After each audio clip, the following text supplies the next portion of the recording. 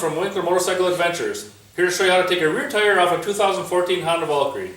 Really the only tools you really need are a 3/8 drive ratchet, a 3-inch extension, and a 19mm socket.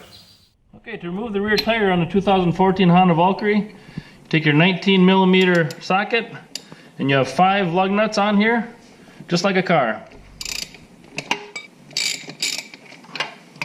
And you may choose to loosen them all up at once with the wrench and then just spin them by hand with the extension in the socket. It goes a little bit faster than using the ratchet.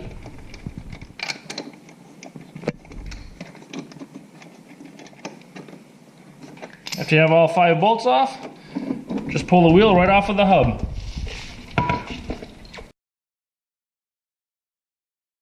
That's how you take the rear wheel off a 2014 Honda Valkyrie.